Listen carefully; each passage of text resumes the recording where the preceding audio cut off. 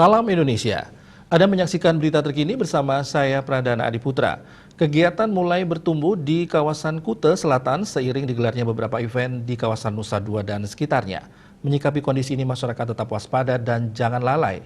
Satgas pun tetap gencar melaksanakan tracing dan treatment serta tes swab secara acak di lapangan.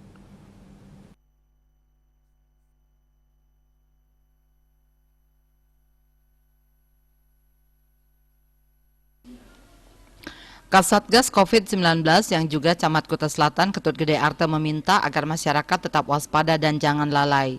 Ia juga mengatakan Satgas tetap gencar melaksanakan tracing dan treatment, serta tes swab secara acak di lapangan. Dalam tatanan era kehidupan baru, pihaknya mengajak semua komponen masyarakat untuk tetap disiplin menerapkan protokol kesehatan seiring bertumbuhnya kegiatan yang terjadi. Bagi siswa yang harus sekolah, jika dalam kondisi tidak sehat bisa mengikuti pelajaran dari rumah. Demikian juga yang menggelar pertemuan kalau bisa dilaksanakan dengan hybrid, tidak harus dengan tatap muka.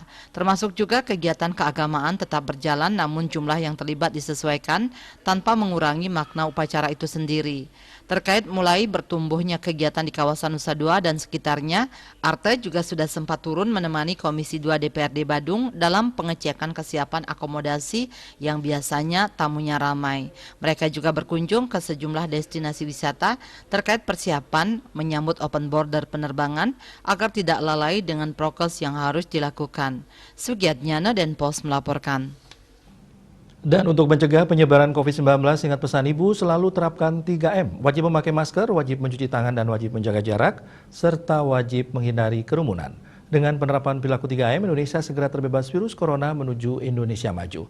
Update terus informasi Anda dengan subscribe dan like YouTube channel Bali TV @newsbalitv. Tetaplah bersama Bali TV. Salam Indonesia.